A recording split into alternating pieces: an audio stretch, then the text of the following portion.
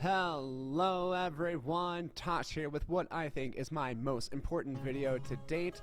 Today I'm going to talk to you about the data behind this time-sensitive decision of whether to bank your jewel, throw it into the LP, or a little bit of both. The math behind this stuff is complex, so hopefully I can bring some clarity and help you make your decision of what you want to do with your jewel tokens. If you're from America and you find yourself are a little bad at math, I honestly don't blame you at all. The American education system failed you really hard, and you know, they do that intentionally so the rich people can take your money. Well, anyway, let's go ahead and take it back from them, building our DeFi Kingdoms up. This is Crypto with Tosh. Let's go ahead and roll. Just a quick disclaimer before we get started is that I am not a financial advisor, and nothing in this video should be taken as financial advice, but hopefully the information is helpful in helping you make some decisions on your own. But do your own research, and make sure to not put any more into cryptocurrencies than you could afford to lose. So first thing that we're gonna check up on is the liquidity pool tokens that I put on the other day. So I made this video, or my first video 2 days ago, where I gave the tutorial about how to set the liquidity pool tokens. I put a total of 5 jewel tokens into this, and let's go ahead and check out the rewards. So the rewards here are that the lock rewards that I have earned 2.576 total jewel, and then unlocked I've earned 0.19 jewel. So the 0.19 here, this is accessible right away, and the rest of it is locked, and you can see that ratio here. And just as a reminder, all of those gains did come in just a 48-hour period. So within a 48-hour period, half of my jewel tokens have already been earned back. Most of them are locked right now, but let's go ahead and talk about how they are unlocked and what that schedule looks like. Alright, so once again we have our locking model here to show you what happens to those rewards from the pool. So the first week that you, there was only 5% of those rewards were accessible immediately. Currently we are in week 2, and right now it is September 8th, just to give you a frame of reference. So 7% of those are available, and that was the 0.19 that we just saw on the previous screen. That's the 7%. If you were to hold on to all of your tokens from the pool, then you could get 9%. So if you were to wait till next week, all of those rewards would actually increase by that extra 2% difference there, and you would see those be claimable, and you could use them next week. I actually think it's a better strategy to claim those rewards consistently, and then you can actually recompound them into either the liquidity pools or the bank, and that way you're getting the compounded interest, and that will typically be more than this extra couple percent that's available, especially if you're really banking on those long-term rewards from the liquidity pool and getting those massive APRs. One more thing that I want to highlight about the liquidity pools is that there actually is a withdrawal fee depending on when you decide to withdraw your tokens. So that withdrawal fee does go down pretty significantly over 4 weeks. So at 4 weeks, that is virtually nothing, 0.01% taken out for a withdrawal fee. And this withdrawal fee will affect those liquidity pool tokens that you have into the pool itself. So if you are looking to use these tokens in the sales that are coming up, or want to put those tokens in the bank to qualify for the airdrop, for example, the liquidity pool is not going to be the best option, because you can see in even just 5 days that 1% is taken. 1% can be fairly significant and cut into your rewards. But if you're not too worried about that, then that's totally up to you. Again, make your own decisions and do your own research and how this affects you. If we wait 5 days, but before 2 weeks, I think this is actually like the best frame of time to go with if you want to capitalize on the pool and minimize the withdrawal fee that is taken.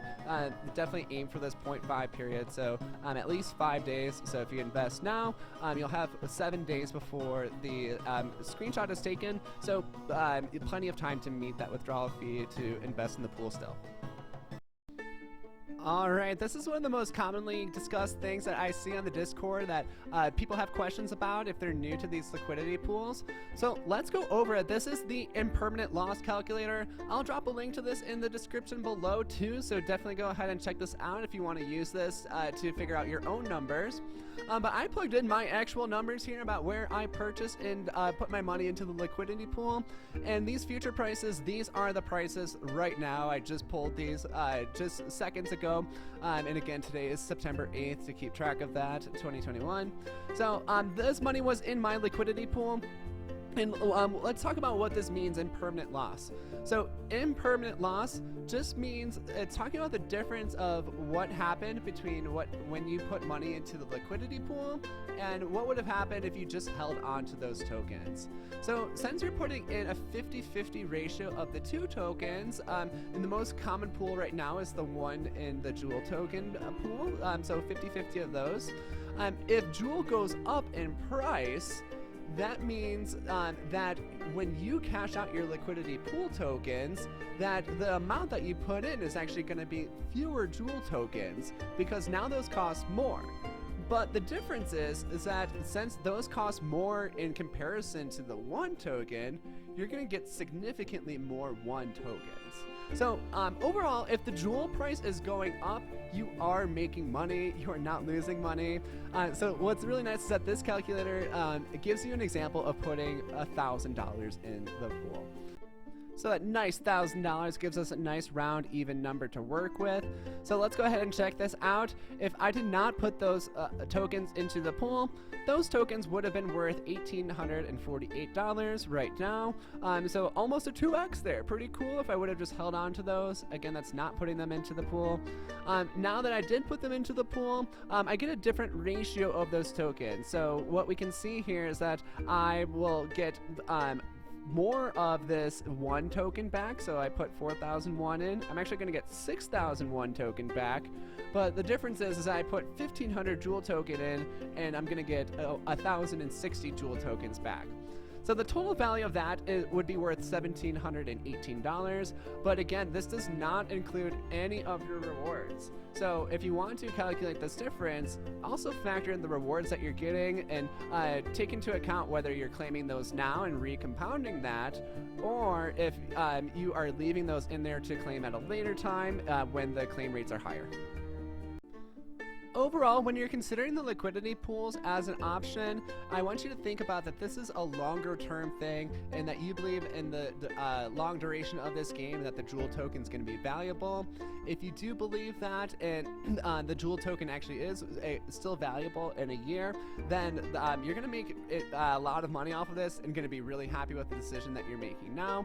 But if you are looking to spend the Jewel token pretty soon in one of these upcoming sales, then the bank might be a better option. Let's go explore what those rates look like there by storing the Jewel into the bank. So when we're investing in the bank, the rewards accumulate in a much different way.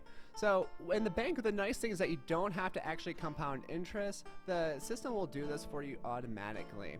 So the way that the bank actually grows and funds is that it converts your jewels into X jewels. So your X jewel amount will always stay consistent in the bank, but you'll see that rate of how much an X jewel is worth always increase over time. So the ratio between jewel and X jewel will always go up. One X jewel will always be worth more than it was yesterday.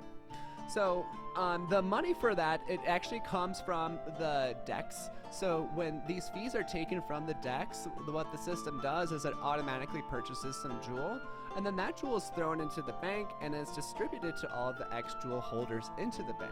So really cool system. Let's go ahead and check out the numbers behind this.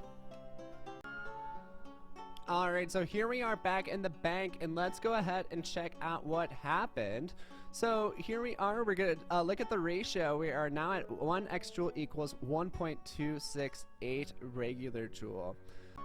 To see our percentage of increase, what we're going to do is take the current Jewel rate and divide it by our previous Jewel rate, which was 1.255 X Jewel per, 1.255 Jewel per X Jewel. And we multiply that by 100, and then we see our fund increase by 1% in the 48 hours. Now, 1% may not seem like a whole lot, but also like realize this happened in 48 hours, and also the price of Jewel has gone up since then. So this is pretty good in the grand scheme of finance, especially if you are used to looking at like the percentages from stocks. Sometimes that's all you get in a whole entire year. So there are a couple of really big advantages to keeping your money into the bank as well. So first is that you can withdraw these Jewel at any time, and all it costs is the amount of 1 for the transaction fee, which we've talked about is next to nothing, fraction of a penny to make that transaction. So if you want to use these tokens to participate in the sale, for example, you can withdraw those out no problem, and they'll be worth more Jewel tokens than you initially put in. So that's always great to have that guarantee. Another feature that I wanted to talk about is it's actually a really interesting feature, is that the sale tokens, or sorry, the tokens that come from the sale of the Gen 0 heroes, these will actually be distributed to the X-Jewel holders as well. So 10% of those tokens are going to go into this X-Jewel fund in the bank, and this is going to skyrocket that ratio up. So it's going to be really interesting to see how people play this when it comes to the Gen 0 sale, because, oh, do we keep the Jewel in the bank so I can reap the rewards of that? Or do I take these out so I can buy my Gen 0 heroes? I don't know, but I'd love to hear in the comments about what your strategy is and what you plan on doing. Overall, I think if you are looking to invest into DeFi Kingdoms, that there are really no wrong investments with the Jewel token. Both the bank and the liquidity pools have been showing to earn awesome rates back, and showing some really stable and consistent growth. So definitely hop onto it if you are looking. I'm hoping this math was helpful for you. I'm really curious, what are you planning on doing with your Jewel tokens? And if you're doing a little bit of a split between the bank and the pool, what does that split look like? I'm pretty transparent, guys, so I'll tell you what my split is. Right now, I'm about 2/3 into the pool, and I've been feeding that for a long time. And I'm about 1/3 into the bank, and now I'm starting to put all of my rewards into the bank because I want some of those Gen 0 heroes and to qualify for that screenshot. All right, well, Tosh is wrapping up here. I hope to catch you on the next one. Like and subscribe if you like this content, especially if you want to get more involved into the DeFi Kingdoms community.